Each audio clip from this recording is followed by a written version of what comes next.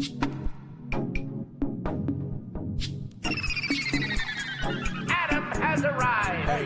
Maurice and Odie gonna take over like Zach and Cody. Black and Snurdy is the best podcast. Gonna boom like Wile E. Coyote. Gonna meet magic, they move like they hairy. Ain't talking about mental health, no, it's not scary. You know that she coming up with the astrology. Mo got a comic and that's the best policy. Maurice the goat, talking about animation cause you know. Odie, she moving way, we like the boat. Watching some movies and she taking notes. Yeah, kick back, listen. Black and Snurdy have risen. Upload on a mission. 5 stars, never dissing. Black and Snurdy, ooh. Black and Snurdy, yeah. Black and Snurdy. Hello and welcome to another episode of the Black and Snurdy Podcast, the only podcast where two sexy black nerds get together to shoot the shit. I am Mo, aka Kid Licorish. And I'm Odie. And together we are the aforementioned nerds here on episode 142 of the Black and Snurdy Podcast. How you doing? I'm doing good. Yes. I'm kind of rested, which is great. I'm off of school this week, Yes. so I have a week to catch up on some much needed rest because I've been really exhausted. And I don't know what it is, but I feel like after, like, you'll have a break, and you'll feel kind of rejuvenated, and then like the last week, I was having such a difficult time like getting out of bed on time because I feel like so exhausted, and it's like you come home and you're exhausted and you're doing the same thing over and over again. And people don't realize, like, I feel like when people say like they're teaching, people don't think that it's something that's very taxing on you. Right. But it is. It's like, because it's not like you're not dealing with adults. So you're having to really, like, all that energy that goes into managing yourself as well as managing these little humans. It's a lot. So it's like coming home, I feel like even though I should have all this like energy to do things, I'm extremely tired most days. Sounds like that Black Mirror episode that we just got finished watching. Where right. sleep for a long ass time, Yes, but and would every be day you still need tired. more sleep. Yeah, because like they're farming her brain Freaking ads coming out of like out of nowhere, just It's honey true. nugs. Yes, that is exactly how I feel a lot of times. Yeah. But other than that, I'm feeling good. How are you? I'm feeling good. Pretty good for the most part. A little bit annoyed with myself just because this is we're doing this again. It's take two. We had some technical difficulties. Yes, we had technical difficulties. It's literally a minor issue that I should have troubleshooted yesterday. And I even remember that I was in the audio section adjusting the settings, but I overlooked one of the settings, and yeah, now we're back doing it again. But you know what? I feel like that's fine because I feel like whenever we've had Can't blame this on Mercury being retrograde. No, this Mercury is is all on the me. planets are currently direct until May 4th. So do with that information as you with what you will. May the 4th be with you. May the 4th be with you. But I think that, it's not, I don't have a problem doing it over again. I feel like whenever we've had an issue or we've had to redo the episode, it ends up being better than the first Than one. the first time. Yeah. Yeah. So, more streamlined, I guess, than the first time. for sure. Yeah, sure. All right. How about we take things down a little bit? And with that, let us move into our RIP section right now. All right. So we've lost several people in the last few weeks. The first person that we are saying RIP to is the iconic actor Val Kilmer. Val Kilmer, I mean, he has been like an A-lister throughout our lifetime. He had huge roles like Top Gun. He was in Batman Forever. Right. He played Jim Morrison in The Doors, which was a really great docu or biopic. Now he's breaking on through to the other side. He's on the other side, watching over, looking at all the recreations that people are going to make of his movies. He passed away on April 1st, 2025, which is a weird day when someone passes because you assume that it's a hoax. Yeah. Remember like back when we were younger, like and Twitter was just young and it was just a wild west of like celebrity death hoaxes. And they would always come up, especially on April 1st. Even this year, someone made up one that Dennis Rodman had passed. And I was like, thank goodness it was just I don't know how many times Jackie Chan has died. I mean, it happens all the time, but unfortunately, this one was true. He passed away at 65 years young, because 65 is still very young. Yes, it is. From pneumonia and complications from throat cancer. I remember recently, in the last few years, he actually did a movie or I guess a documentary about his life now, because a few years ago, he had really stepped back away from acting, and then it came out that he had throat cancer. It had impacted his speech. Yeah. He had been diagnosed in 2014. Yes. And so I believe he had to have a tracheotomy of some sort because he had one of those robot things. Yeah, that smokers used to get. Yeah. And so he did return for the Top Gun Maverick. Yeah. They had an AI recreated voice of his. I'm not really sure how that works, but it allowed for him to be in the movie. And he is survived by his two children.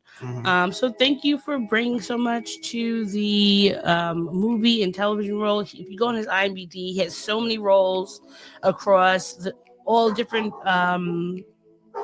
genres. So we just thank you. And you know what? I don't care what anyone says. I loved you in Batman Forever. I always say that he was a really good Bruce Wayne. Because he played Bruce Wayne the way that the Batman the Animated Series Bruce Wayne was portrayed as like a playboy philanthropist who is like clued in to Wayne Industries. All the other ones have him dark and have Bruce Wayne dark and brooding, which is ridiculous because Batman is the dark and brooding. Bruce Wayne is the mask that Batman wears, and it's an alter. It just clearly, if you thought about it, you'd be like, oh, that dark and brooding millionaire is probably Batman because he's also dark and brooding. Yeah. No, like he plays him as like kind of like jovial and gad about town. Yeah. Yeah. So thank you for all you gave to cinema. The next one, a very sad situation. This happened this week. There was a helicopter crash over the Hudson. And 6 people passed away, including the pilot. The family was Agustin Escobar, who is the president and CEO of Siemens Spain. Siemens is, they make the phones, they're a technology company. Sure. He was also the CEO of Siemens Mobility Southwest Europe. He was 49 years old. His wife, Merce Campubi Montal, who was an executive at Siemens Energy, and the granddaughter of Agustin Montal Costa, who was the former president of FC Barcelona, which is a huge football team in Spain, in Europe. They're a very, very notable team. And their 3 children aged 4, 8, and 11, which just makes it even more of a tragedy. And the pilot's name was Sean Johnson, and you could see in the picture there's one of their sons in the pilot's chair next to Sean. And they had been just having a great time. They had came to New York from Barcelona that day and had booked a sightseeing tour to celebrate their child's birthday. The helicopter was operated by the New York Helicopter Charter Incorporated, and it had been on its 8th flight of the day when it broke apart mid-air and crashed into the river. They're saying that the aircraft lacked flight data or cockpit voice recorders, which is causing a little bit of a complication within the investigation. But there were reports that the pilot had called and said that there was issues with the fuel. So the National Transportation Safety Board is leading the investigation. They're focusing on potential mechanical failures, including a possible issue with something called the Jesus nut, which is a critical component that secures the rotor system. And this is just, again, raised issues that people have had over the safety of the sightseeing helicopter tours in New York City. Yeah. This is not I feel like last year or in recent years that have been other helicopters that have crashed. The only one people's passings in New York City with the helicopters, because I remember seeing like one was a man and his wife. These things, unfortunately, they may not happen constantly, like enough where you could like, oh, this happens once a year. Yeah. But enough where people are like, enough that it's alarming. Yeah. Yeah. The famous one that I can remember, of course, is the one that took Kobe Bryant and his daughter. Yes. And several other people. The other children from her high school basketball team and some of the parents and friends.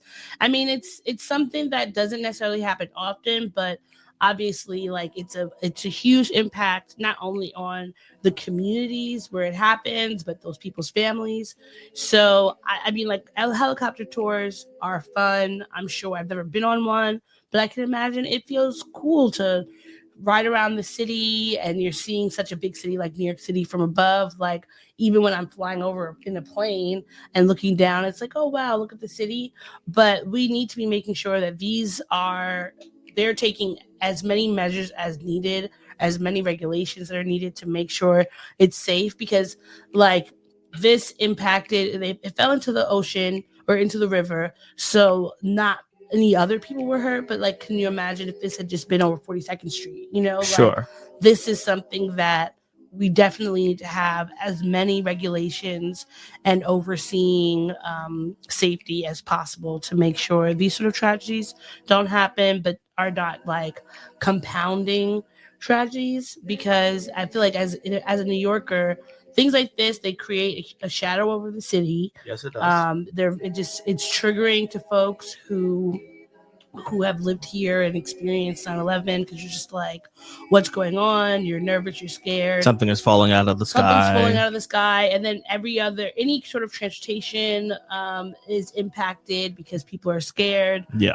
You never know what's going on. And just like, it is heightened. It makes it already a city that's already has heightened anxiety about certain things, even more so. Yes. But we are sending our love and our condolences to their families of all those who are impacted, because this is, it's never an easy situation. Right. And lastly, we are sending a rest in peace to LSU's Kyron Lacey. So he was a former wide receiver at LSU, and also an NFL draft prospect.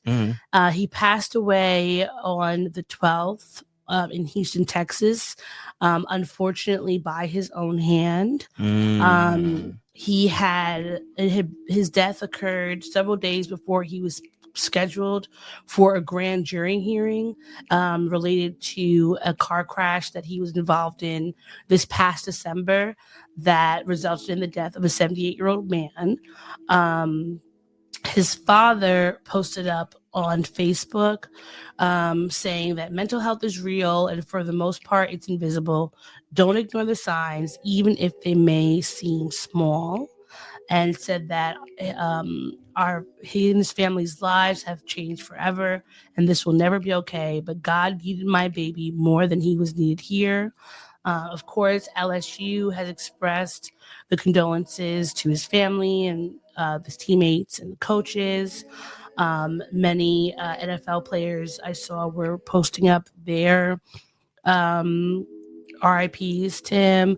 And this is obviously, a very sad and complicated situation.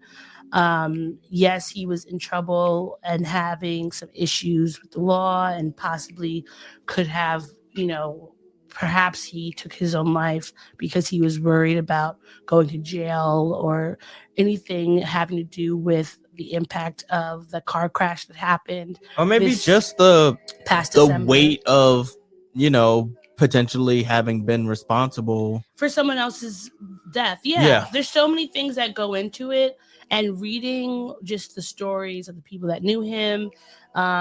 This is a very difficult situation, and at the end of the day, mental health is extremely important. And these are times where, if someone has a mistake and ends up hurting someone, it's important that the community is still supporting them in making sure that their mental health is still there, because someone can say they're okay, but we never know. And there's a variety of reasons that someone might want to take their life. And these sort of instances, they just add on to it. Sure.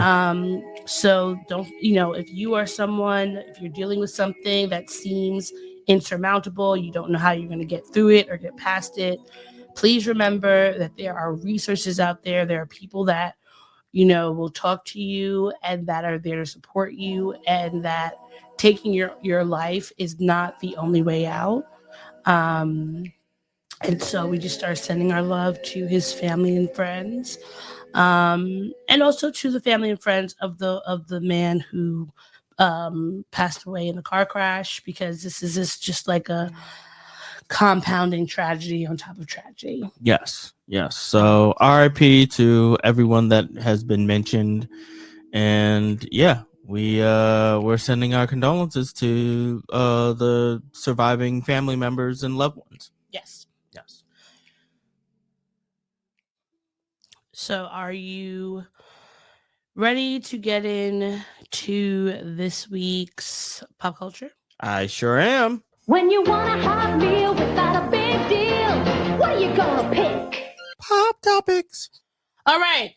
So kicking things off, we have another set of shenanigans from the Trump administration. Mm-hmm. So I don't know if you have heard, but Trump is raising tariffs from other countries into America. So he is adding a 60% tariff on Chinese goods and 20% on everything else coming into the U.S. Yes. Which he is saying is going to protect American jobs and industries. But many people, especially the economists, are just afraid of what's going to happen because everyone is saying that this is going to jack up prices for everyday things like clothing, electronics, groceries, and possibly spark a trade war. There was an update that I was listening to earlier today where Trump is saying that he's putting back the tariffs, I believe, on gaming things. Hold on, sorry. What, on gaming electronics? Yeah, it's on electronics. He is he's considering pausing auto tariffs, which would be great. But he said, I'm looking at something to help some of the car companies with it. And they need a little bit of time because they're going to make them here, but they need a little bit of time. So I'm talking about things like that. Every single time, this is just like TikTok. Okay? He proposes all these tariffs. Everybody gets up in arms. And then he's like, oh, actually, we're going to do a 90-day pause. Like, there's never was a need to add to the tariffs. And I think that most people, they don't really even know what tariffs are. I found a very easy I feel like it's one of those things that only comes up once or twice a decade, but by and large, like you kind of forget that tariffs are even a thing. Well, just because something will happen that will impact the economy Yeah. that will involve tariffs. So everybody can have a quick rundown. I found the Encyclopedia Britannica posted up on their Facebook a very quick and easy way for you to understand how does tariff work. So say a pair of shoes is made in China and it costs $40. The U.S. adds a 54% tariff, which costs the importer or the company about $22 extra. Now the cost of those shoes will be $62 before they get to the stores. Then the store might have a markup, say it's $8. So without the tariff, the shoes would have cost you $48. With the tariff, they're about $70. So who pays the extra when a tariff comes in? It is you, the consumer. Or the store takes a little bit of the hit, but generally, like, how many stores do you think are actually going to be that like altruistic to take on the main course? None, not a lot at all. So either way, that the shoes are going in to this be economy, no, more expensive. And it's been funny because Trump, you see him here with President Xi Jinping. Hoping I'm pronouncing that correctly. The funniest thing about this to me is that he and Trump are both Geminis. Days, Trump is the 14th. Trump is June 14th. He's June 15th. So this is Trump is June 14th? Yeah. Yes. Oh, wow. Yeah, unfortunately. That is interesting. And you see that these little smirks that they have on, like, these are the two pettiest people going back and forth, and they are going to go back and forth forever until one of them like says enough. Yeah. Not to mention that they're also smirking because Trump is doing that weird handshake thing that he does. It's like a weird power move thing that he does where like he grabs it and jolts it and stuff. Like, see, let me show you. Wait, hold on. Let me take the camera down, the picture down so we can show them. Okay. It's like a this thing, like it goes this way. It's kind of as if he's gonna be like giving you like a kiss on the hand, but instead it's like a weird limp handshake. So of course China, they have been having a heyday with this because if you see like on Twitter, on TikTok, they've been posting up so many things. And I found some that I thought were very hilarious. Because the influencers, they've been in their bag with this one. This first one that I found is a video that one of them made to show what it's going to be like for Americans when China is no longer creating all of the products that we own in our home.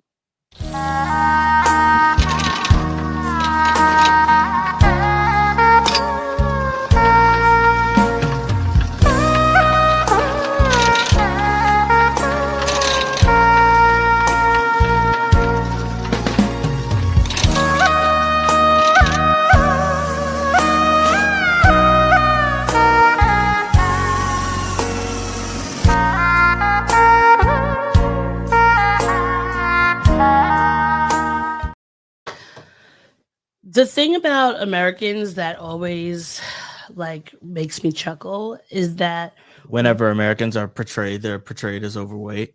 Well, yes, overweight and lazy because we are. Yeah. But I feel like because we have been in kind of a pampered state, even though like, yes, we have a lot of poverty, we have a lot of things that need to be changed in this country, but compared to many other places, regardless of whether it's Europe, Asia, Africa, we do not have to bear the brunt of a lot of things that other countries do. So we don't understand, like, we're in like an economical bubble. Exactly. And it's like when people in other countries say that Americans are pampered, it's true. Like, we have not, since the Civil War, we haven't had a war on our shores, which is why we're so gung-ho to like have a war and go fight somewhere because we're always leaving. Because we're always going somewhere else to fight. compared to other countries where they're like, hey, slow down, because they remember what it's like to have whole entire cities like level to the ground and things like that, like having to work hard to get something and not just having it shipped over. Like all these things make up a good portion of people in other countries kind of personalities outside of ours. Like we are just like, oh, I want this thing, I'm gonna buy it, because we are built on consumerism and not anything else. So we think, oh, well, someone's gonna have to make it, you're going to have to make it. And we are not built tough. Okay, we're talking about built for tough. We are not. No, we're not. We're not a bunch of Fords. Like to have to work in the factory and like do the same little thing over and over again. We are not doing that. We don't even want to do the bare minimum. You couldn't even have people like wear a mask without crying. Sure. Or I remember 6 feet away from each other without like, or isolate or stay in. Well, did like that, but most people like we cannot take any kind of. I was actually laughing at you because I was like, like most people didn't even want to stay indoors, and I did not. Traveling all over the place. All right, like a true American. And then this other one that I thought was very funny, because I think that people probably say like, oh, well, who cares? We don't have to buy stuff in America, but think about how many things you have in your house that are not made here, whether it's China, whether it's any part of Asia, any part of Africa, Europe, South America, etc. We do not make things here. Hello from China. Let me show you the United States products in my home. Nothing. Do you have something from China in your home? Yeah. Everything. Like I looked up the things that are made in America, like the most popular things that are made in America. You want to know what they are? Yes. Crayola crayons. Okay. Airstream trailers. Even though for some reason the Airstream trailers has a picture of Haagen-Dazs ice cream. Ben and Jerry's ice cream, I should say. I guess Ben and Jerry's is made in America, I guess. I think so. Igloo coolers, Zippo lighters, Lodge cookware, KitchenAid, which I do actually own a bunch of KitchenAid. We don't have any more KitchenAid. That's right. We have glass stuff. They're all plastic, so we don't really use those anymore. Harley Davidson motorcycles. This one is crazy. Burt's Bees products, which I hate. I hate all the Burt's Bees stuff.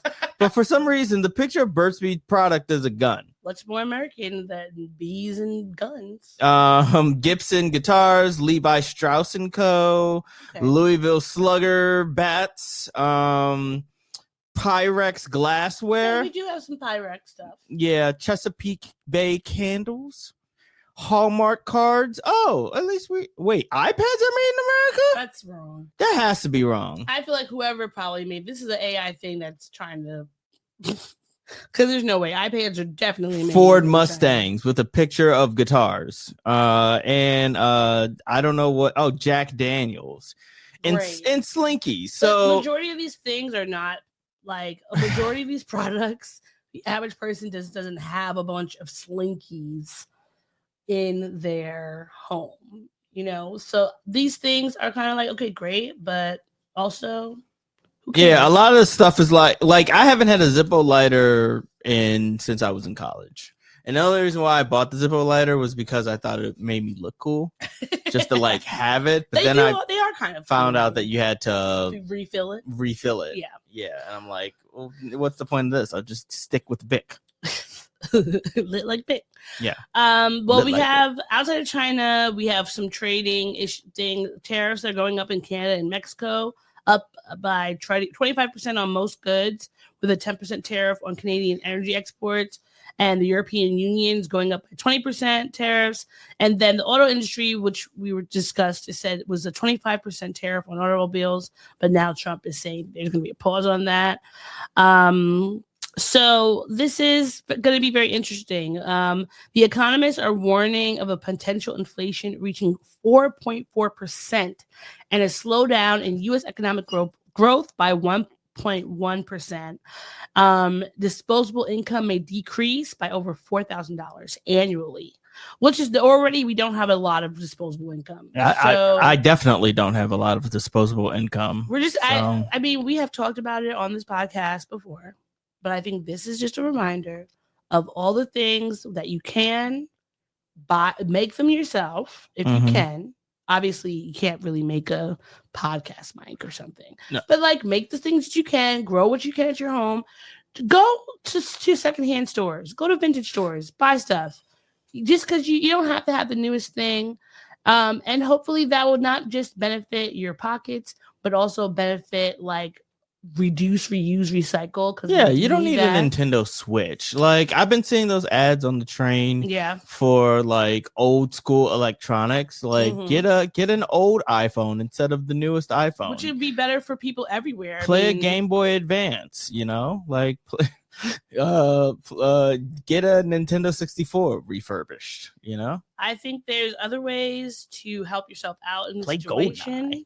GoldenEye. But it's just unfortunate that this president is constantly putting us in situations where we have to figure out like how are we going to keep ourselves from going broke this time. Like it's shenanigans always.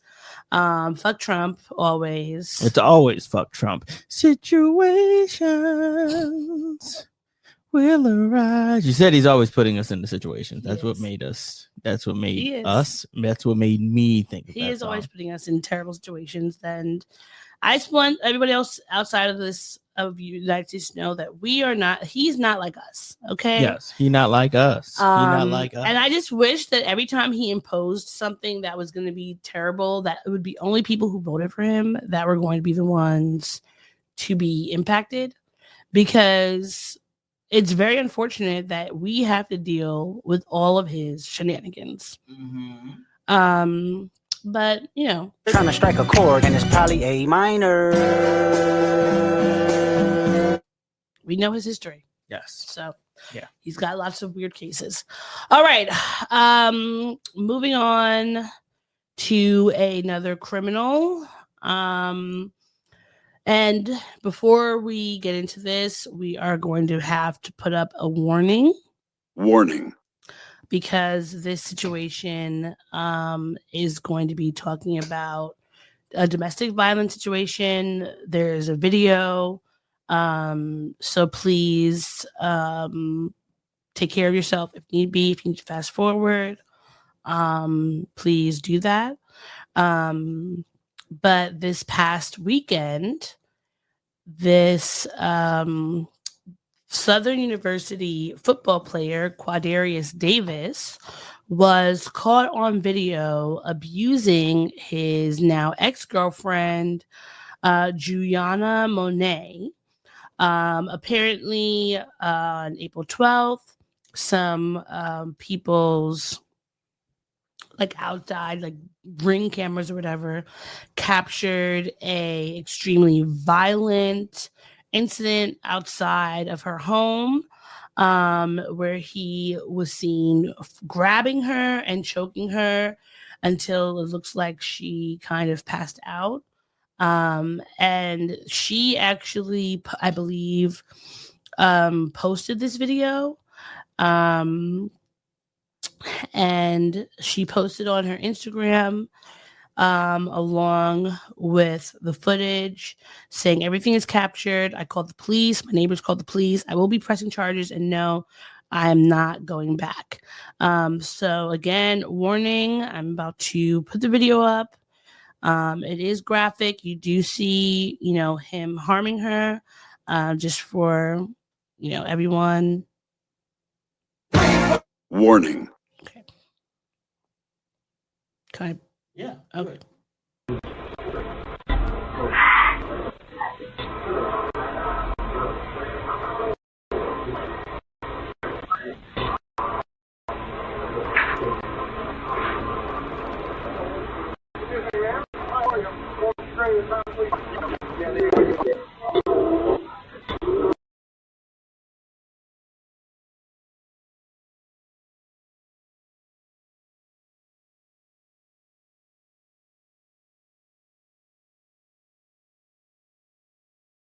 I think the most disturbing aspect of that is when she goes limp and passes out. Yeah.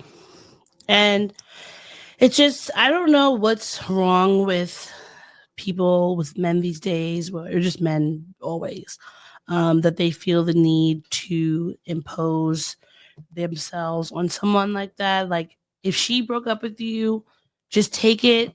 There's like, leave her alone. Like, go be mad, whatever. If you want to go blow off some steam, do something else. But like, there's never a reason to put your hand on someone. She couldn't even fight back. Like, you are so much stronger than her. And this could have been she could have been in the RIP section after that. Like, this is such a traumatic situation. And I hope that she has so many people behind her and supporting her. I just wanted to show her. She posted on Twitter that her Twitter posts, and she posted up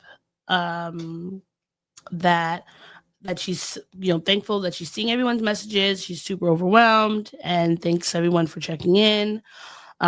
She also posted that there have been some men who have been saying that she was chasing an NFL check, and that that was why she ended up getting beat up, which is like, that's never a reason, even regardless of the reasons why she went out with him.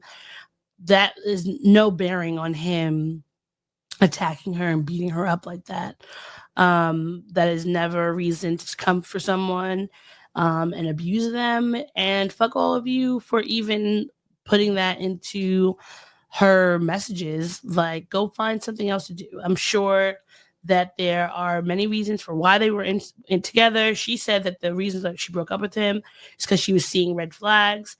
Thank goodness she got out when she did, because if he was going to do that at her house when people are outside, or because knows that people might be able to see that, who knows what else he could have done with her. Yeah.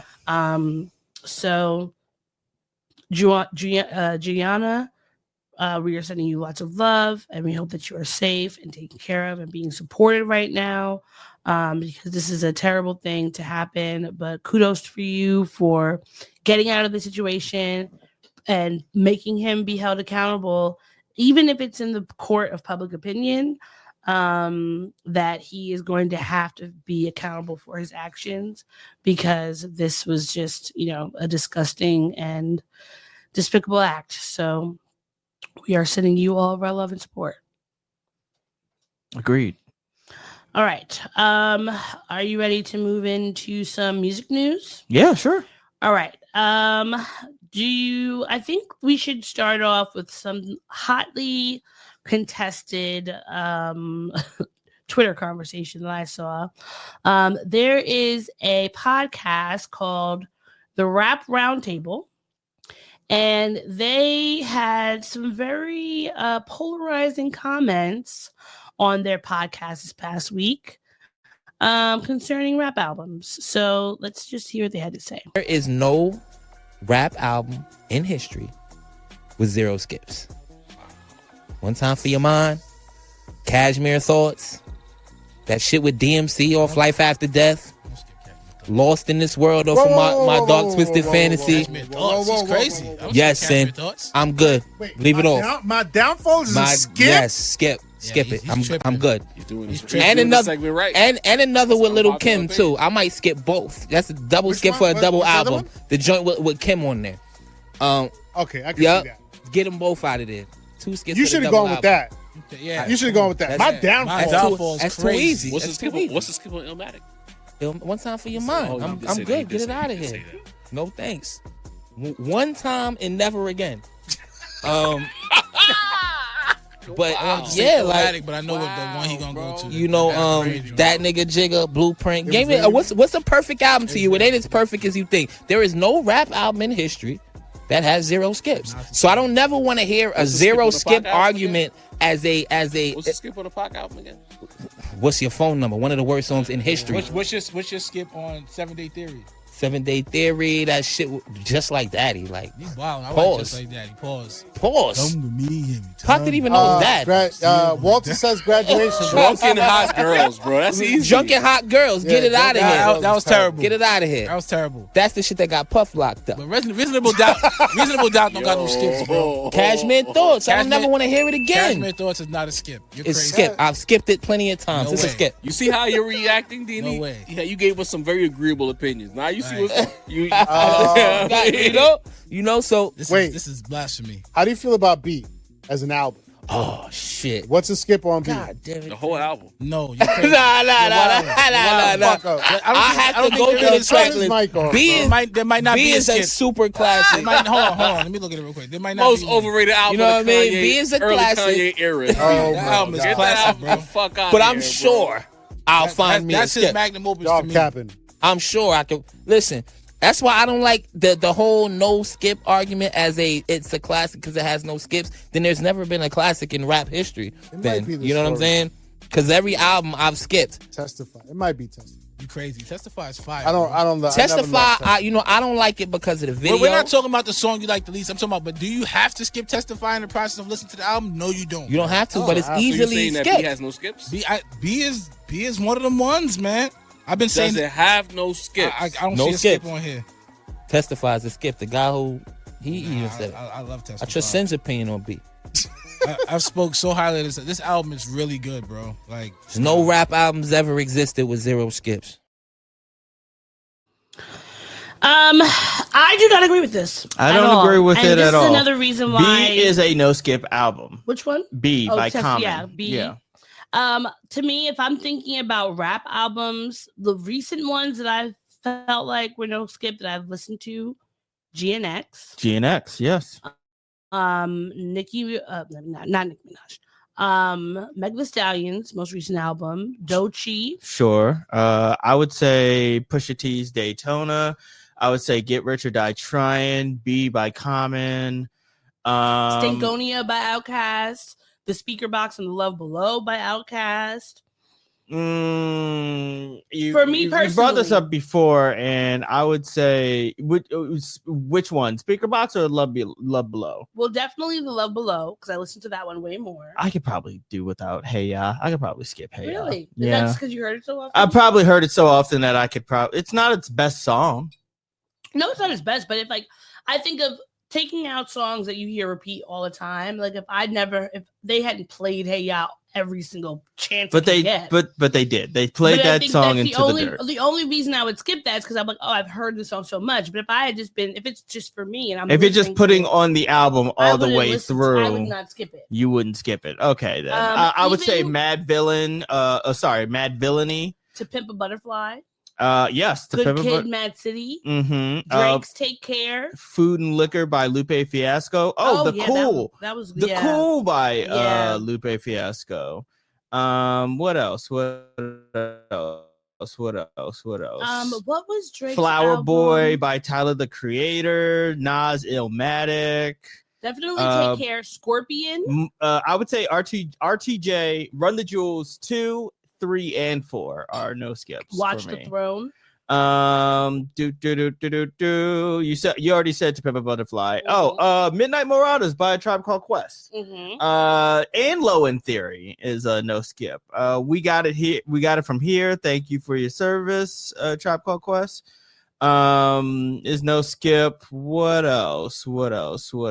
Would you say Kendrick Lamar's Damn? Oh, right. Yeah. I can't think of a song on there I'd want to skip. Exactly. So, I mean, I just feel like, I don't know. So when I went to the rap roundtables, I went to see they had a website or whatever. Mm-hmm. They have a YouTube channel, and it's like their taglines like you just came to hip hop and we were molded by it or whatever like that. Yeah.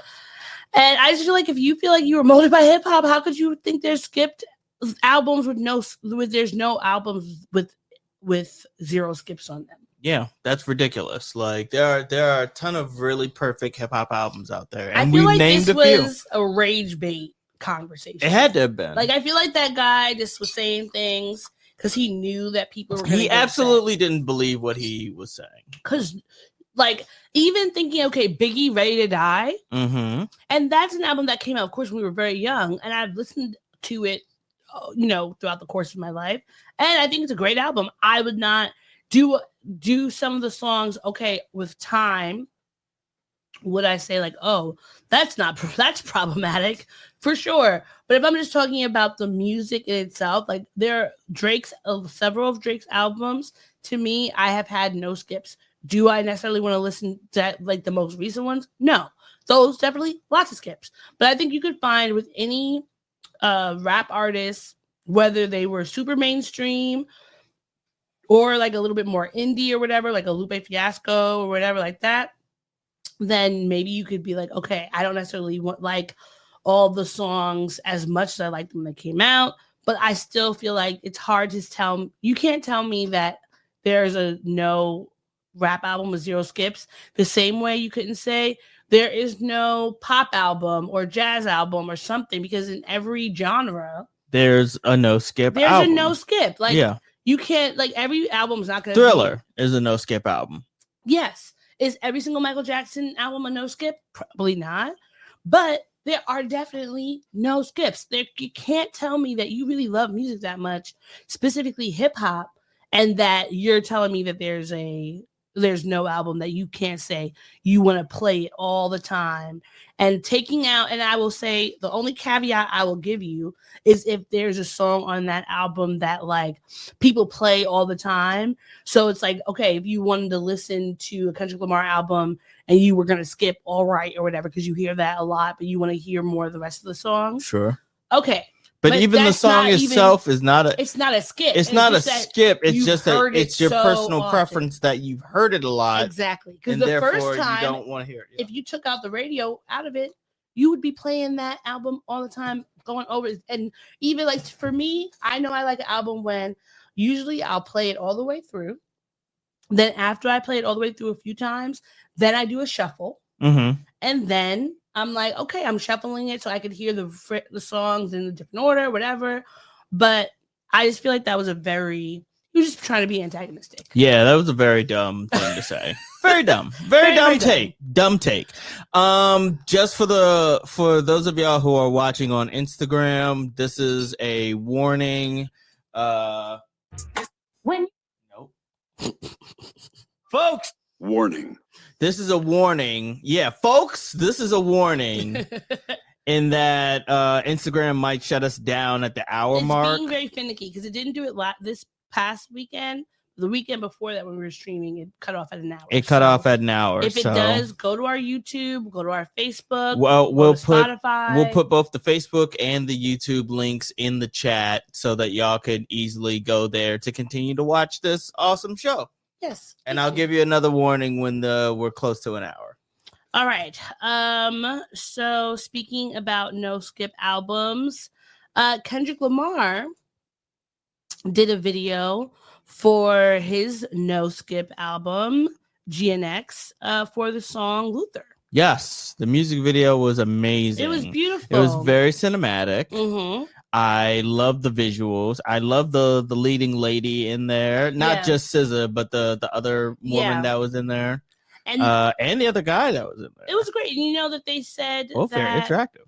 Well, number one, the song is still number one on the Billboard Hot 100. Yes, it is. So congratulations. So sorry, Nokia, you ain't getting there. Sorry. I'm actually surprised that Luther is the number one because it's a slower song. It's not like a hip, you're playing it at parties. Yeah, but it's a really good song. You would think, and it also maybe like Squabble Up or something. Yes, but I wouldn't have thought that people would have been latched on to Luther like that. Or Peekaboo. Yeah. I really like Peekaboo. Or TV Off. Yeah, there's so many of them on that album. Yeah. But the fact that Luther's number one, I love Luther that. is a vibe. Yeah, it is for sure. Yeah, so it makes sense that it would be the one to catch fire. So for the song, if you all don't know, it is sampling Luther Vandross and Cheryl Lynn's 1982 version of "If This World Were Mine." And I loved that they added more of the song into the video. Yes, me too. Because it makes me love and appreciate Luther even more. Yeah. Luther Vandross. Yeah. Shout out to, you know what? Shout out to Luther. Both the song and the legendary artist. We never watched that documentary on Luther, did we? I know, but I want to watch it because I heard it was really good. I heard it was really good too. So the video, it pays homage to Poetic Justice. Yes, which makes sense because that's also yet another. Yes, it pays homage to the movie Poetic Justice. Yes, the movie. It's ironic that Poetic Justice is the song that he has with Drake. Yes, and it was directed by Karina Evans, who also worked with Drake. So there's a lot of it's possible some Easter eggs in there. Is Kendrick gonna come out with another? A little bit of a nice fire sultry LA style fuck you. I loved it, but it was a beautiful video. We first got to see it performed live at the Super Bowl, which they did a great job with. So, you know, Kendrick, he always finds a way to reinvigorate his music. And we were talking about, do we think that he has another album coming out?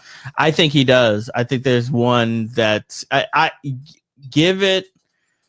He's already doing a tour for GNX, right? Yeah. I think once the tour is over, he'll probably come out with another song because he's been doing a really good job of being consistent.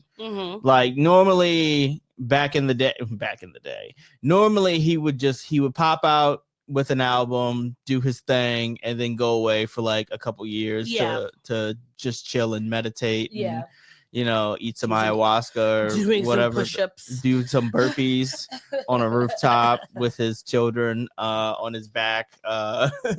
But yeah, like he's being a little bit more consistent. He was on the Playboi Carti album 3 times. He's just been more active ever since the beef. Yeah, Drake sparks something in him. This is the most music that we've gotten from him. I think he's doing that because you know how Drake always is coming out with an album like once a year. I feel like he's just like trying to be on Drake's. He's trying to show him that like he could do it too. He could do it too, but also better. Not only can he do it, but he could do it more artfully. Because Drake will put out a freaking 100 album or a 100 song album.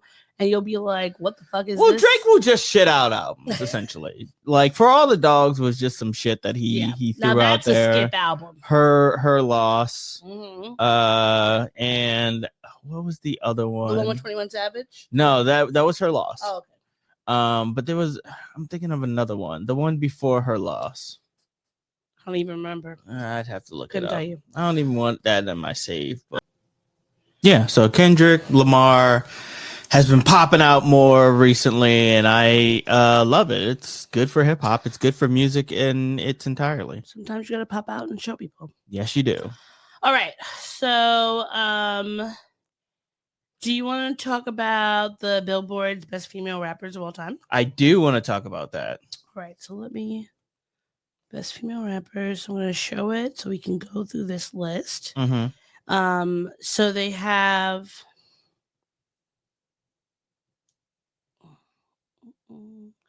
All right, so Billboard.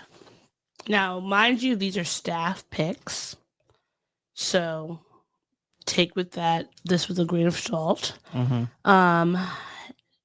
These are the 25 greatest rappers, and they voted on them based on their body of work and achievements, which are charted singles, albums, gold, platinum certifications, their cultural impact and influence, how the artist's work fostered the genre's evolution, their longevity, which is years at the mic, lyrics, which are their storytelling skills, and their flow, aka vocal prowess. So here's what we have. 25, Tierra Whack. Yes. I feel like she could be higher because I think that when I think about a lot she's still relatively new though. Yeah, but she's not. She's on the same. I think she's come out at similar times as some of these other artists, and she has. When I'm thinking about, even if she may not be charting, like her influence and her skill set, whether vocal prowess and her storytelling skills, are super high up. So I would say I think she could possibly. I did like her album Whack World. Yeah, I think that's a really great album. Yes. Doechii also would say I think she should be higher. But how high are we talking? Because she just won a Grammy for Best Rap Album this year. And again, I still think that her being on this list is dope. I don't know necessarily higher. Maybe 20. I don't know. I can see her at 20. I think she could be higher. Yeah, I can see her at 20. Gangsta Boo, definitely think she should be higher due to her influence in the rap music, both in and outside of Memphis. R.I.P. Gangsta Boo, she passed away. I believe it was this year or last year. She added so much to hip hop. Definitely, I would say a pioneer, especially of like Southern women in hip hop. So could be higher. Lady of Rage, found an amazing female rapper. Definitely, when you think about like the first, she's like Gangsta Boo, which is like the first ones coming out of like from her era and her area. But I will give her 22. I think that one is okay for her. Glorilla, great artist. I maybe would switch her with Gangsta Boo. You would put her lower. I would put her a little lower. Okay. I would put her, or even if I switched her and Doechii. Because interesting. Yes, I could see that. I love Glorilla. Yes. I love her albums. I love her music. I love who she is. Like I love her whole thing. Yeah. But I think and she has some memorable rhymes too. She does. Shoving on my moose knuckle. You love that. Yes, that's my favorite. She's showing off her moose knuckle. But I think that versatility wise, I feel like sometimes listening to her music, it kind of all sounds the same. So I don't know. But I do want her to continue to grow as an artist. She only has recently been putting out like I would albums. put her higher if I knew what her dance was that she's always talking about. People are coming to see it do my dance. What is the dance? I want to see it on TikTok. Someone do a TikTok of what the Glorilla is. All right, Monet Love is next at what is that? She's at 20. Okay, right. That's fair. Now, and she's British, which even I think adds some extra element of that because she's, like I said, another of the first of her ilk to come from a certain area. So I definitely think 20, maybe a little bit higher. I don't know, but definitely she has paved the way for so many other female rappers. Lotto, she could be lower. Yeah, Lotto could be lower. I'm never going to be able to get over her being naming herself Mulatto and getting pissed off that people said, hey, that's kind of weird, and then refusing to change it and only did it because she finally was getting like, she realized, I guess this is kind of keeping me from going further. And she called one of her dark skin like makeup artists a roach.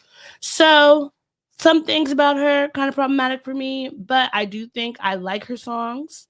She's fun. So her being on this list, okay, but I would switch her at least I would switch her with Doechii, at least.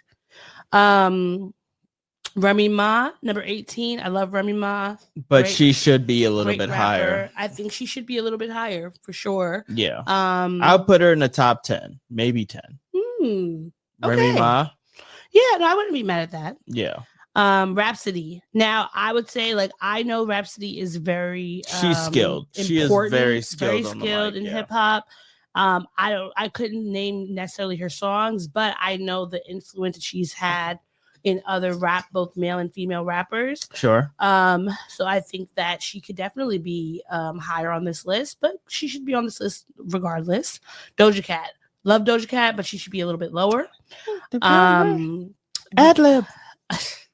I cannot forget her showing her feet off to racist white men in chat rooms. So I feel like, and like also I would say I think that Doja Cat is talented. Mm-hmm. I do think that she has created a space for herself within hip hop and all things considered, considering how she started out, it was as moo. like a moo, yeah. And I liked that. It was fun. Like, it was funny. Like, her becoming like a serious She was a artist. meme, and now she's a serious artist. She's been able to do that, and I like that.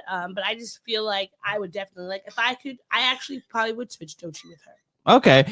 And also everybody who's on Instagram, this is a warning, letting you know that Instagram is probably gonna possibly shut this off. So look in the chat for the Instagram, for the YouTube and Facebook links. All right. Now we have Meg Thee Stallion at 15. I love Meg.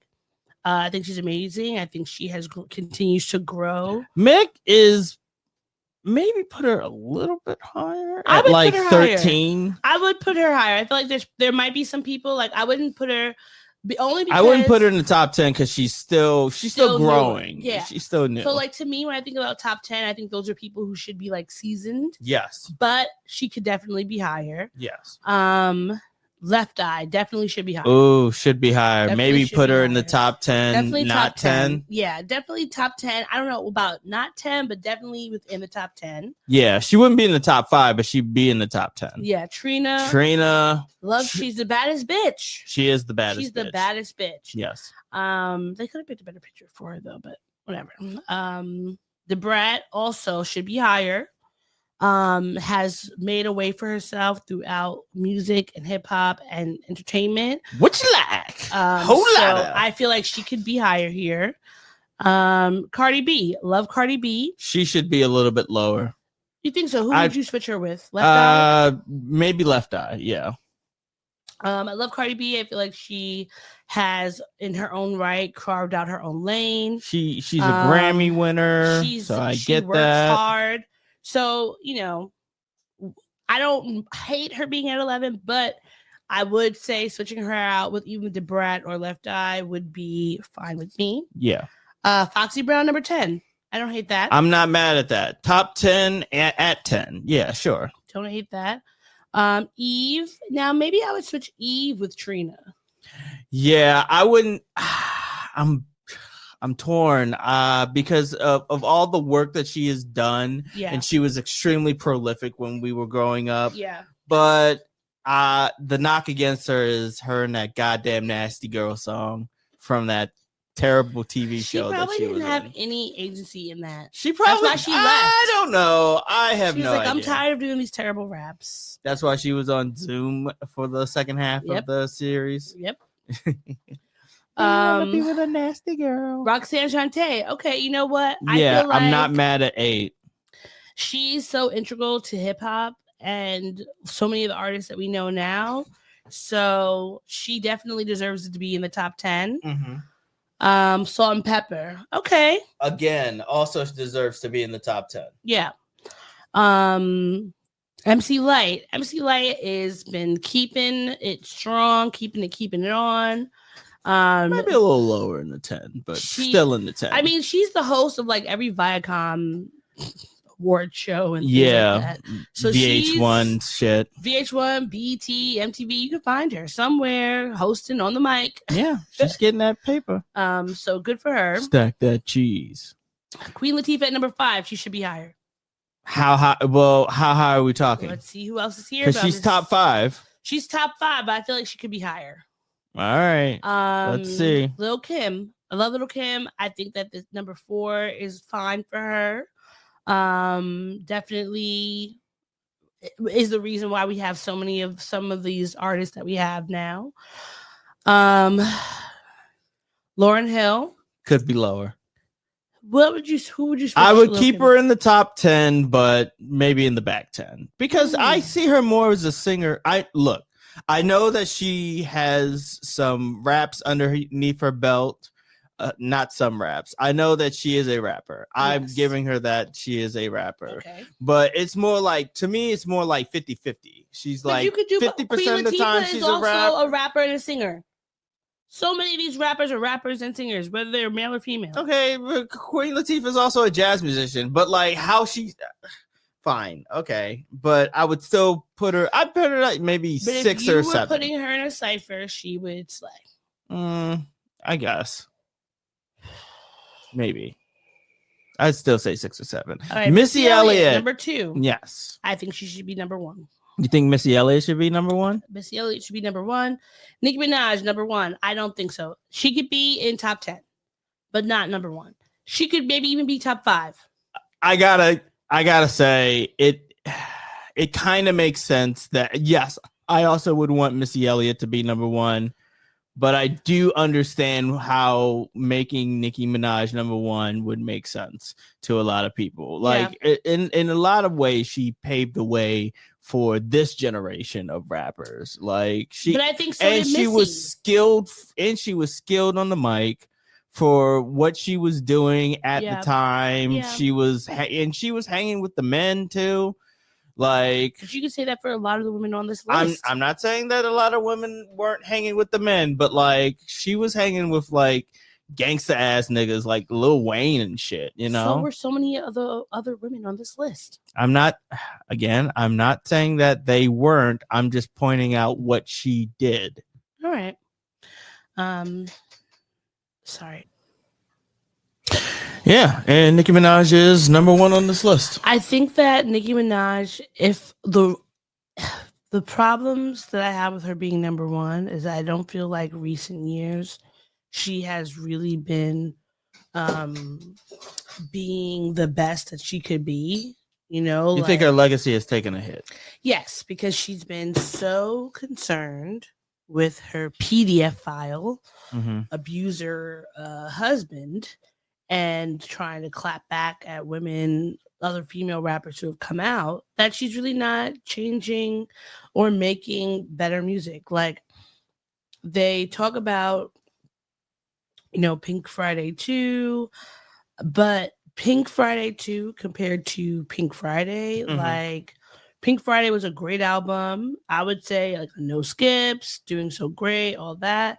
I just don't feel like she has really grown in her artistry and in her music in the last few years. I feel like it's been very much her just going on tirades, which is really to me why I feel like they put her on the list, because they don't want to have her tweeting them about like sexism or whatever bullshit she tries to pull out of her back pocket and sending the barbs on them. But to me, Missy Elliott, she should be number one, because without Missy Elliott, like, yes, all those other like iconic Black women on the list have done so much for hip hop. Roxanne Shante, MC Lyte, even Queen Latifah, all of them deserve like in those top spots.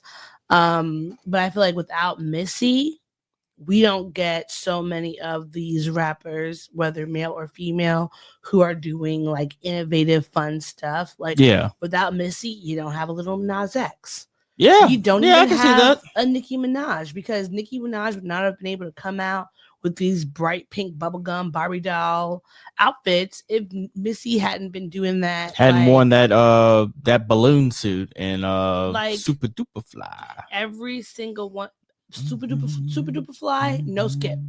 You know, like she just added so much to the culture, so much so that she was one of the, well, I guess she's technically, you're not the headliner if you're not the last act, but she was the second to last act for Coachella this past weekend. Sure. Which was great.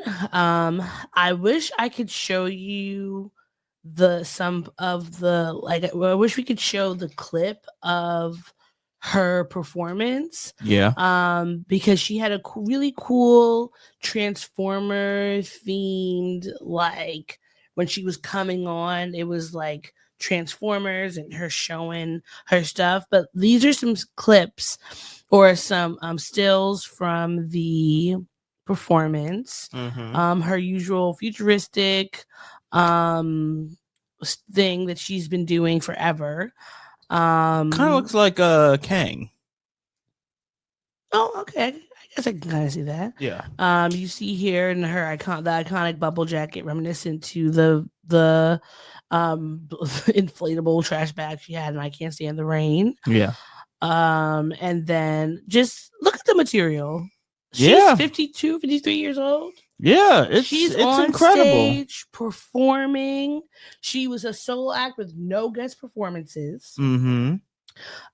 It reminds me of the year that she came out for the Super Bowl. Exactly, and nobody.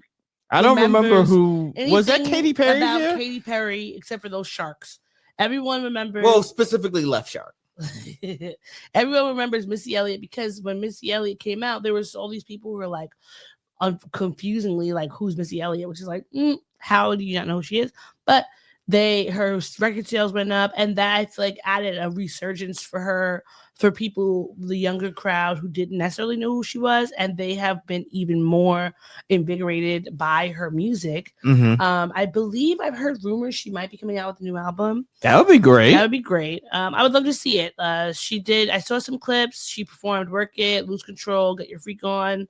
Great songs. She's a great artist. She is an iconic artist throughout the various decades, and she works like, not only is like, she's so great because it's not only her music that she puts out, but all of the other artists that she has worked on, who she's elevated their music. Yeah. So that's really why I feel like when I'm thinking about number one, not just the vocal prowess, she has that, the lyrics, she has that, the storytelling, she has that, the innovation, she has that, the chart topping.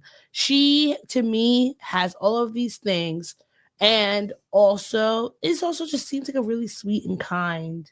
She does seem person. to be like super super duper kind. She does. Like when I look at her, if you look, she's at like her, hip hop Mr. Rogers. Exact. Perfect analogy. Because when you see on her social media, she's always like, be kind to everyone, like be nice. Like she's done. And she's been around so long that like if something was up with her, like behind the scenes, like if she was a diva or something like that, like it would have come out by now. But I've never heard anyone say anything. No one has said negative about her. She even when like, do you get the futuristic sounds of Aaliyah without Missy Elliott? Aaliyah, Pharrell, like Timbaland and Magoo. Yeah. Even Busta Rhymes. Like she was inspiring people who she was working with and were around during that time, and she is the inspiration for all these other people. Could we have a Tierra Whack without Missy? Could we have a Doechii without Missy? Or No Name? Or no, like all of these people. You couldn't even have a Lil Yachty without Missy. Any of these rappers who are doing fun, weird, different things with their music, you could not have them without Missy, male or female. So she should be number one. But okay, that's their staff pick. That we know our staff picks, and we know who is right and who's wrong. But shout out to Missy. Also, T-Pain performed. Green Day performed. I saw clips of their set. It was really cool. So Lady Gaga was the headliner for, I believe, Friday or Saturday. Yeah. The next performance for Coachella comes out this weekend. So I did hear, though, some people were upset because on Sunday, Meg Thee Stallion performed, and they were saying that Coachella was like her sound was messed up, and she wasn't able to finish. So people are upset about that, which they should be. Like, I would be upset. Meg Thee Stallion, she is someone who, like, one thing with rappers, male or female, like when they can actually perform and not just stand around and move, like that is like, she gives on great performances. So I hope that they get it fixed up for this next week. Yeah. All right, moving on to movies. Do you like Minecraft, or have you ever played Minecraft? I've never played Minecraft. I've always wanted to, but it feels like it's kind of like Legos and Sim City. It is. Kinda I think about it as that game. I think it was called Civilization. Yes. Civilization. Civilization.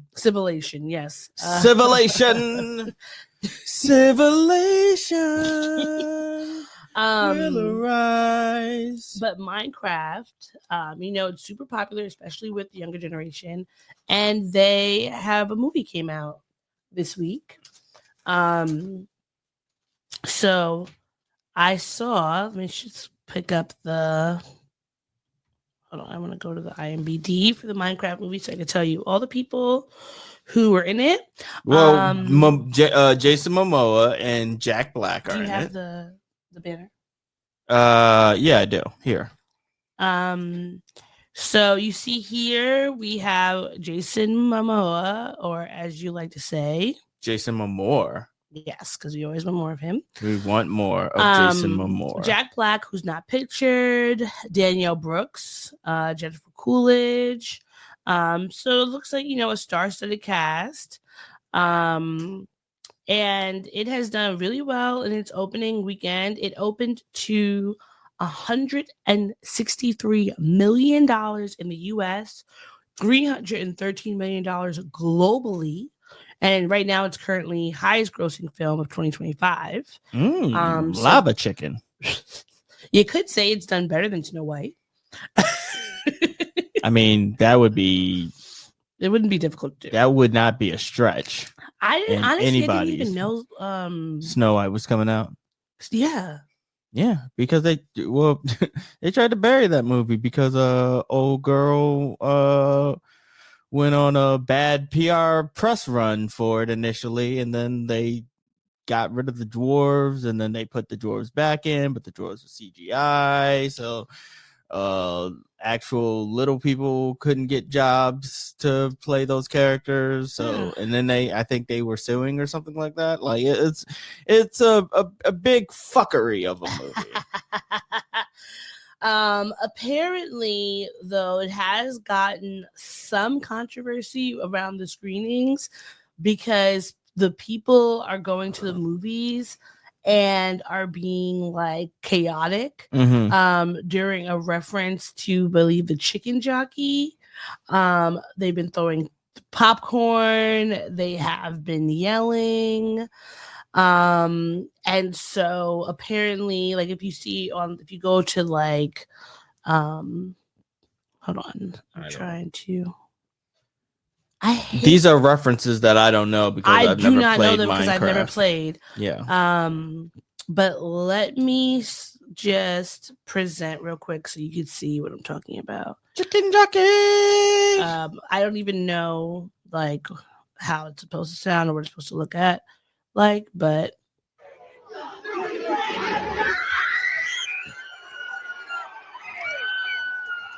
oh wow. Yeah. That's a lot. Yeah, that's a lot. Do you see the person on the person's shoulders? Mm-hmm. That is a lot going on. Yeah, that's ridiculous. So I feel like, I don't know, kids have always, not even kids, people will be like silly and ridiculous in movies, especially if there's things that if it's an adaptation. So far, my favorite video game adaptation has just been The Last of Us. Well, that was good. The Super Mario Brothers and Super Mario Brothers was really good. Easily, and Sonic. All three of the Sonic movies. Good. Well, I haven't watched the last Sonic movie, but I've been wanting to, and I've heard a lot of good things about it. Yeah. Keanu Reeves as Shadow. Oh, I love Keanu. Yeah, we all love Keanu. Apparently Jack Black came during the second weekend to X fans to not throw popcorn and no chicken jockeying, which I guess chicken jockeying must be a move. Yeah. So I understand why people might find it annoying. Like, I remember being in theaters and as a teen and kids, people are like throwing popcorn and being silly.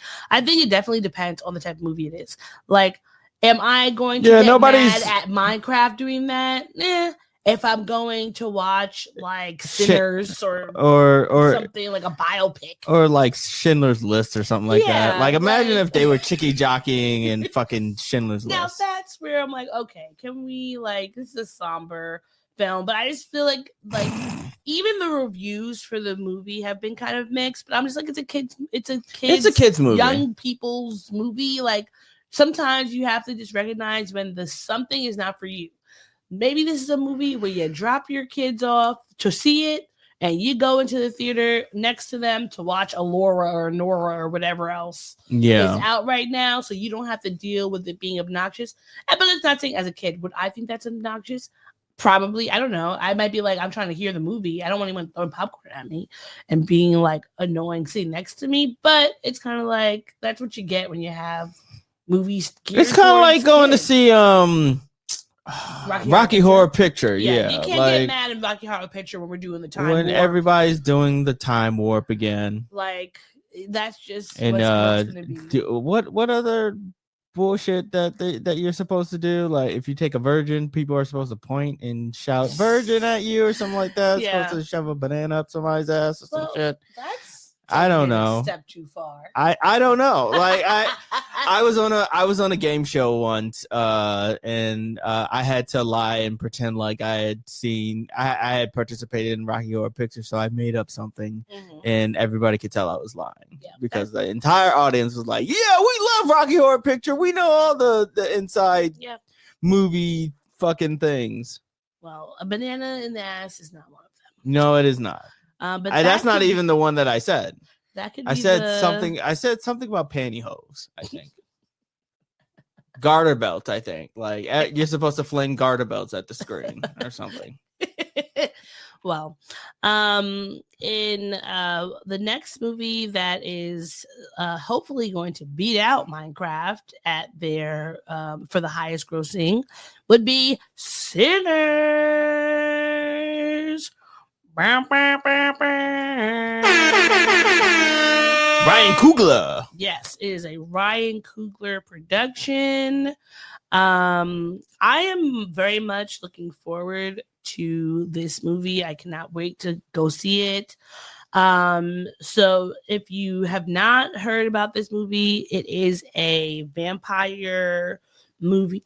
Set in probably 20s or 30s because it seems like it's during Prohibition time. Michael B. Jordan is playing twins. And there is some kind of nefarious situation going on. I'm having hiccups. They're saying that open weekend is projected to make up to $40 million. Interesting. Deadline said they'll need $185 million to break even. But I feel like that shouldn't be a problem because Ryan Coogler's movies, one, it has 100% on Rotten Tomatoes as of the premiere and etc. so far. I think the lowest rated Ryan Coogler movie is Station. No, it was actually Black Panther 2, which was like 84 or something. But as he's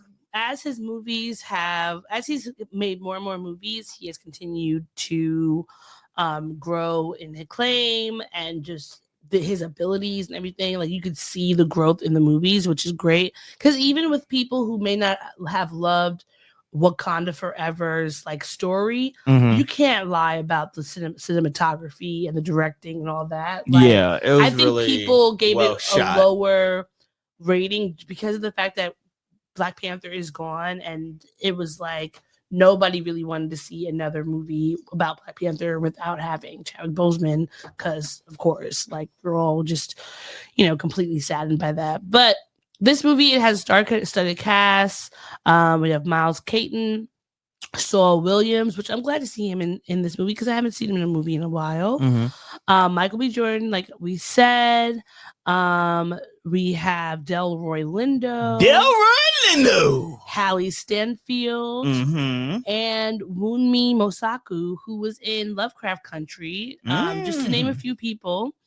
So I am I'm looking forward to this. I don't know when I'm going to see it. Like they said that it was shot for IMAX. I saw a list. There's only 10 IMAX theaters across the country. It is not easy to get across the country. Yeah, it was a very the amount of IMAX. I imagine there's not a lot of IMAXs in flyover states, but just 10 sounds like too little. It was there was a list of places to see. We have an IMAX in New York, right? Yeah, we do. Where is it? But the 70 millimeter. I'm gonna look it up. It's uptown. Okay. It's by Lincoln Square. So the 70 millimeter theaters, which okay, here's a list. It looks like it's one. Well, those are in Canada. Oh, okay. There's that. Okay. I think it's less than. It's like 10 or less within the country. So That can't be. There's one in Maryland. Yeah, but just because you have one in those places doesn't mean it's an IMAX 70 millimeter. Okay, I see what you're saying. So I think that there's just not a lot. Because people were complaining about the lack of those films where you could see the movie and it's like best rate. Like obviously you could see it anywhere and still enjoy it. Sure. But when a movie is made for a certain film type, like you would like to see like that to get the kind of best like experience. the Hateful Eight was made with that special film camera that made it so that you had to see it in the most optimized widescreen version of it. Yeah. So 70 millimeter. I think the movie's going to come out great. I think it's going to widely crush the whatever projected amounts. I just don't think there's been a Ryan Coogler movie that has not surpassed what people could have thought it was. And it's Easter weekend. Black people are about to come out. Yeah, of course. We wanna see the forces of evil get vanquished by Michael B. Jordan and his abs. Exactly. And his twins' abs. Exactly. Twin Michael B. Jordans? We're coming out. That's a movie I want to see. Michael B. Whoren.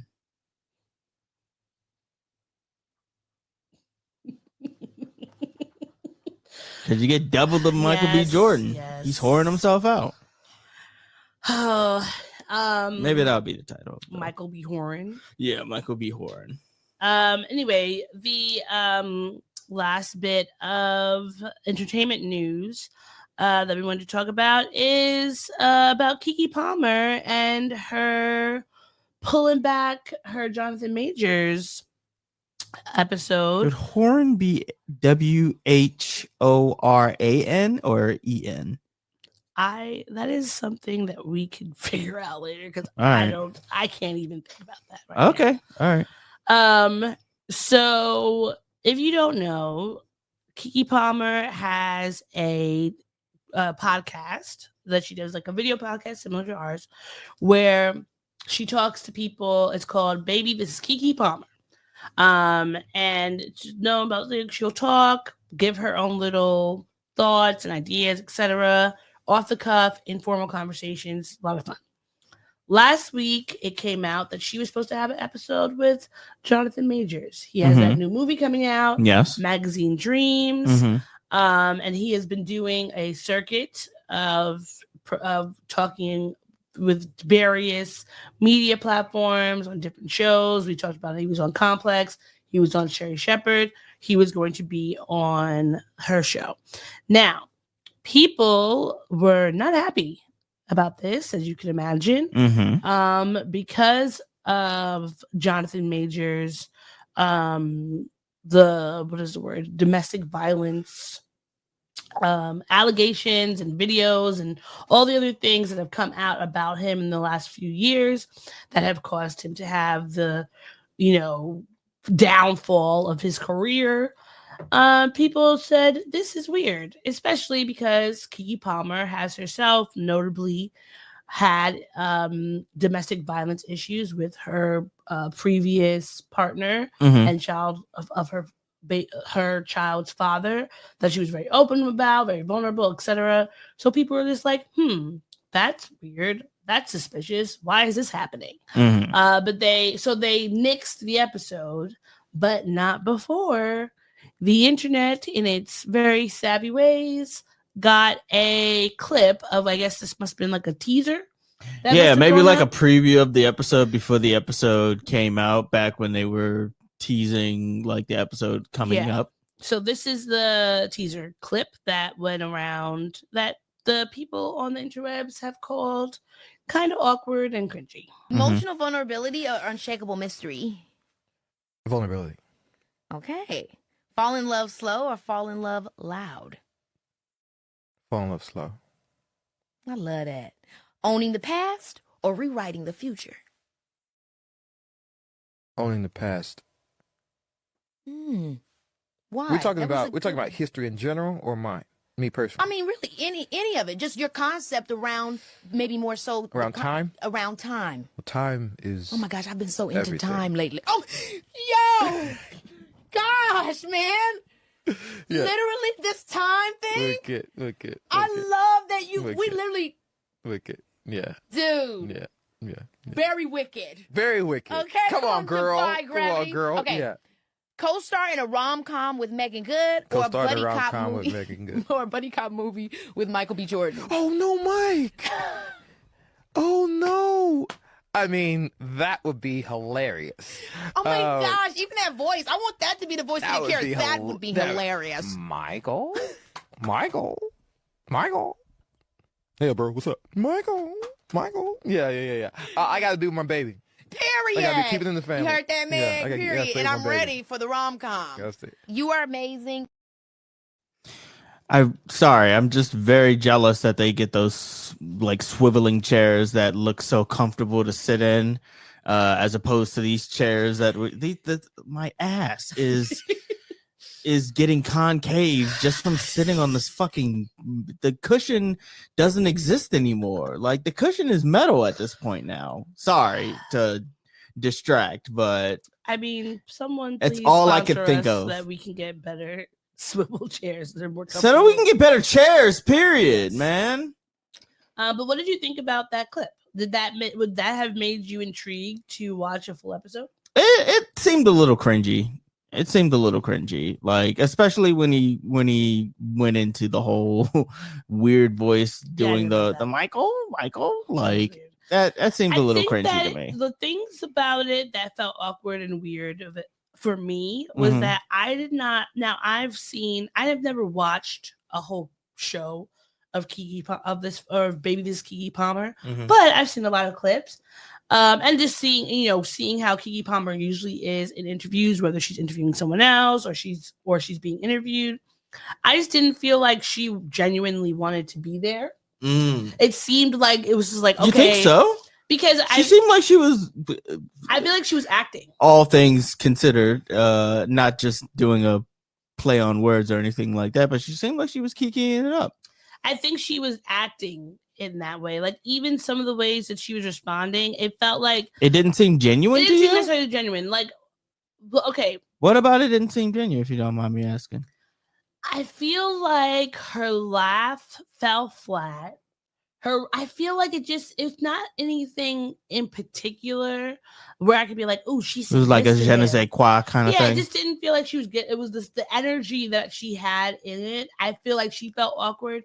Now, I could understand why she could feel awkward because you, as someone who has survived domestic violence and have been such an outspoken person about it, I'm already surprised and shocked that you even have this person on your show. And if he was on your show to not, like when she asked him about the question of owning your past or like rewriting the future or whatever, and then he was like owning the past and she was like, well, why? And then instead of him, that she didn't really push into it of like, okay, because that could have been a point where it's like, is it because of like whatever, even if you didn't go and say explicitly like, because of things have happened, like, recently you've had some issues, like, how would you rewrite that or whatever? It just kind of went to this weird conversation about time, which I'm like, what? Like, and then he, what pissed me off about that? Him asking my past or just the world. I was like, who the fuck? I'm interviewing you. It's you. Why would I be asking you about random history facts? Like, that to me just like was dumb. But I digress. Either way, I feel like I'm glad they removed the episode. I don't think he needs any more platforms to discuss things. One, because I don't feel like in any of the platforms he's been on that he has actually taken or said anything outside of like he's going to therapy and doing the work, or he's actually like taken accountability and made a sincere apology about what has happened or things that people have brought up about his behaviors in the past. So that's number one. And two, I really feel like he is using Black women, which I have felt like ever since he got Megan Good on his arm, is he is using Black women as a buffer against him and having a complete and utter rock bottom. And he will use us, whether it's marrying Megan Good, going on Sherry Shepherd, going on Keke Palmer, whatever else, to get back in Hollywood's good graces, because he knows that there are many Black women in the community who will try and cape for a Black man no matter what, especially the older generations. And unfortunately, as we can see, even millennials and the younger ones, they will want to cap for Black men regardless. I am not one of those women to cap for you because you are a Black man, because if you have not shown and proved that you have clear accountability and atonement for your actions, there is nothing for me to cape for. Like, say something meaningful and then I can give you that grace and understanding. But I'm not here for Black women being used as a way for you to prop yourself up and get back to where you want to be. Because if you get there, what's going to happen then? Are you still going to be going on all these Black women's TV shows to talk to them? Or are you going to be otherwise trying to pander to us about how great we are or whatever bullshit? So I'm glad it was gone. And there were so many other people she could interview. She had Cash Doll, who Cash Doll is great. Love her. More of that. I just hope that Keke has also learned a lesson from this, whether it's like, did you want this person on, or was it something that whoever the managers or someone was like, we need to have him on? But you know what? Hold your ground and say no, because I cannot imagine someone being a domestic abuse survivor having someone on their show who has just recently, it's not like 10 years back, just recently had this whole situation, and now you can sit there and kiki it up. Like, me personally, as someone who has experienced various types of abuse, I could not be sitting next to someone and be able to, on my own show, and be able to talk to them like a normal person and not feel some type of way about that. Right. So, here we are. Yeah, that makes sense. She changed it up and good for her, because she didn't need to have any other negative spins or whatever around her name. She's already had to deal with enough things. So please learn from this, do better, and get more people on your show that people actually want to listen to and pay attention to. I don't want to hear him talking about his vibes and whatever astrophysics bullshit she wants to talk about. Sure. Do you want to talk about do you want to do the real quick things that made us angry? Do we have enough time for that? I think we do, actually. I think we have time for the things that made us happy and angry. So where you want to start? Okay, here we go. Let's end. That was the end of Pop Topics. So now we're gonna move into the things that made us big, mad, and annoyed. Bringing it. What? We gripe it. We're not griping anywhere else. We gripe it. This safe space for us to share. We gripe it. We ain't griping anywhere else. We gripe it.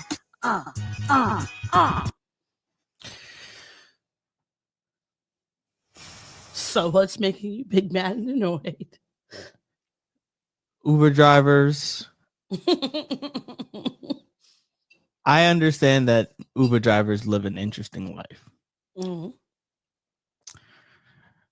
But you gotta know that if you have I know that you want your car to smell nice, but blasting fucking air wicks in the car at high volumes is not the way to go. That shit is strong as hell. It is pungent. It is almost a solid. That's how the smell is. And it was this past weekend. It was a very thick. It was very thick. It was a thick layer. Thick smells. Yeah. Go to hell. Because that was just too much. It was just too much. And then also, Uber drivers. I'm not here to police how you dress.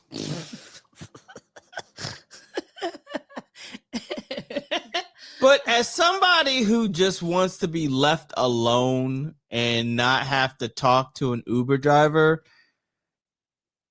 don't dress up in some very unique and very distinct costume, because now, like, you're forcing me to either break my rule of not talking to the Uber driver, or I'm left to sit in the car and wonder, where the fuck are you going? Where did you come from?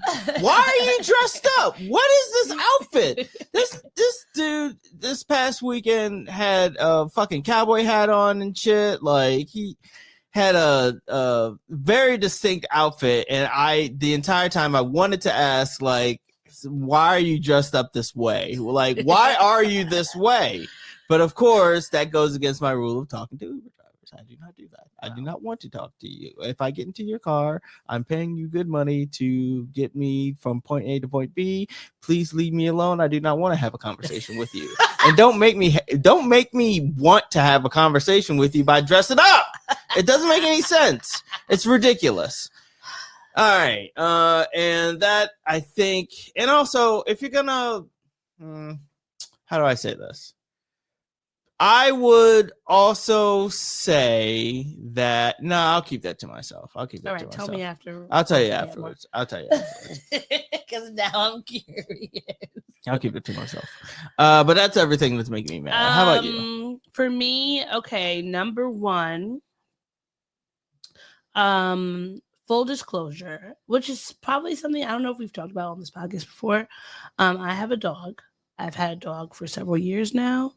And I have been trying to rehome my dog for several years, with various ups and downs and all this stuff. A few years ago, I reached out to my Facebook group, again for help. I had reached out to them prior, but people were not being helpful at all. And so again, I reached out for help. Someone contacted me and they were like, I'm going to help. And in some ways they have been very helpful. In some ways they have not. In a lot of ways, actually, they have not, because they have been rude and disrespectful. And I just feel like, one, if you are going to offer somebody help, you are offering that help because you want to help, not because you think that you should now be able to control that person and what they are doing and what they are not doing. And that if you get crunk and try to get Buck on the phone with me, you should never in your life expect that I am going to sit there and take it. And just take it. And if I have, that is because of the large amounts of grace and patience that I can have at times. Which is more than I have. It is. I have patience and grace for certain people. Mm-hmm. I extend that to certain people. Mm-hmm. And with other people, they get no grace. They get no sympathy. They get no patience. Well, they the get thing no is, love. I recognize I don't love them. That there are plenty of people, whether I know them, whether I know they are family members, friends, strangers on the street, that I recognize when people have certain personalities, certain neuroses and mental health things going on. So that is what allows me to be able to have grace and understanding, because I've dealt with those type of people before. I recognize I recognize generally that they're not necessarily aware of what they're doing. So I'm not, I am able to step back and just like allow you to do your thing. But eventually it just has to be enough is enough. And so if I tell you that you are being disrespectful and you continue to have the conversation, do not expect that I'm going to continue that conversation. I'm going to tell you, okay, well, I'm hanging up, because I don't think you should hang up on people. I think hanging up on people is actually very rude. Mm-hmm. But if I tell you, okay, well, I'm actually going to have to go now, and I hang up, don't call me back. Now you're calling me back, and now you feel like you're harassing me, and I'm screening my calls. You're calling me on blocked numbers, like They called you on blocked numbers? I believe so, because who else is calling me on a blocked number? You're harassing me. You're telling me like you're lying. The main thing is you're lying about me, because I've had a conversation with people and I know that you're lying, which is already like, don't lie about me. That's one thing that'll really fucking grind my gears, is if I know that someone is lying about me, because like, what the fuck? There's enough things that I know that I do that like you wouldn't have to lie about. Like I know who I am. So that's really it. Like, just if you're gonna help someone, help them. Don't try to be a fucking white savior. This is not The Blind Side. You don't have to try and like push your agendas on people and be rude and nasty and condescending. Just like help. And if you don't want to help anymore, then don't do it. It's not that fuck hard. off. Like, that's it. So yeah, that's the things that make me annoyed. Okay, then. So let's go in for the things that are making us happy this week. I'm the baby merchant. Tots are us. I give you all the service and no damn fuss. Give the baby merchant just a week or two. I'll have your baby for you. All right. Well, to kick things off, I want to say a huge, great, big thank you to the Sex Obviously podcast for having us on your episode this week. You guys are so great. You're the people who did like the second half of the episode, the next episode after us. Y'all were great. Everyone was so fun and just like open and chatty, etc. So that was amazing. Mm-hmm. I love talking about sex. Yeah. Thank you to my friend Mulaney. Come on, man. Sorry. Obviously, my bad. Sorry. Do it again. I love talking about sex. Obviously. So anytime I can get, what are you doing in the camera? Keep going.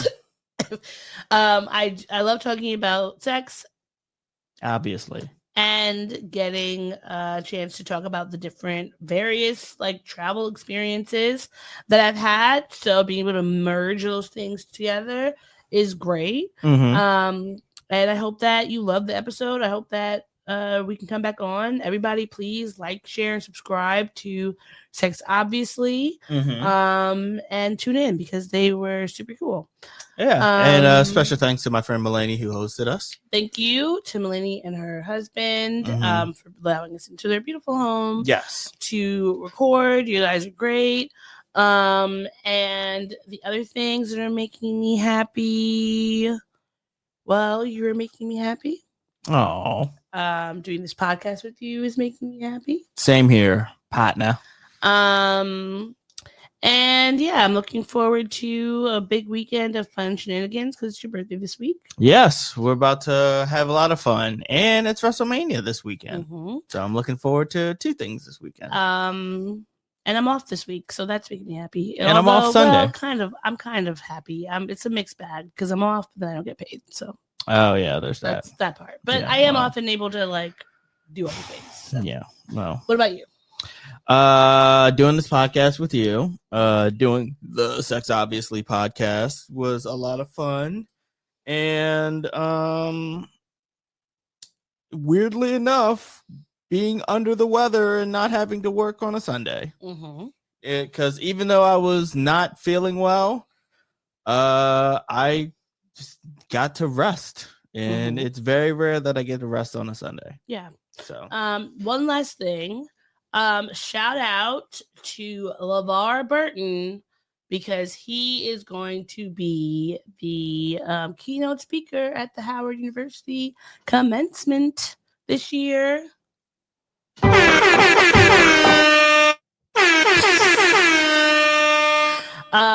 out to him. I know that's going to be amazing. If anyone can do a beautiful, inspiring, and encouraging commencement speech, it's gonna be a LeVar Burton. So LeVar ball so hard Burton.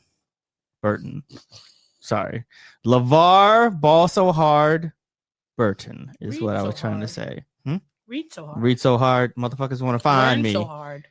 First, you gotta find me. First, you gotta learn how to read. Learn how to read in a library.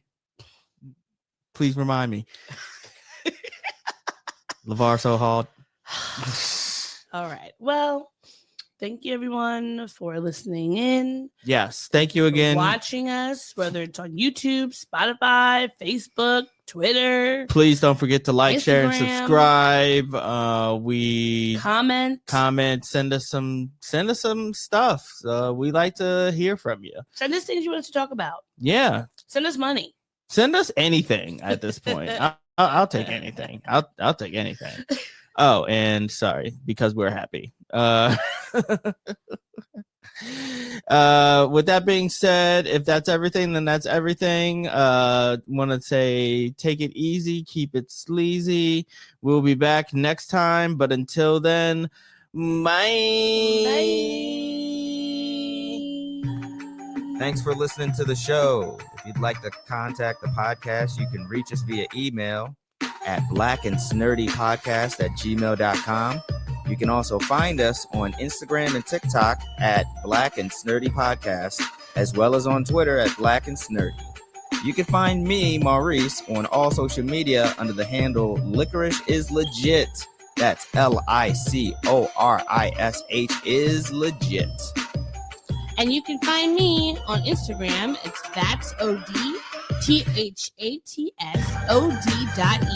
And on Twitter, THATSOD_E. And don't forget to like, rate, and subscribe to us.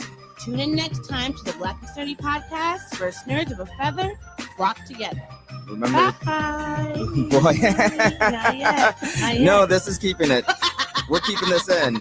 Don't forget to take your meds and your subs and drink water. Bye. Bye. I actually want to keep that.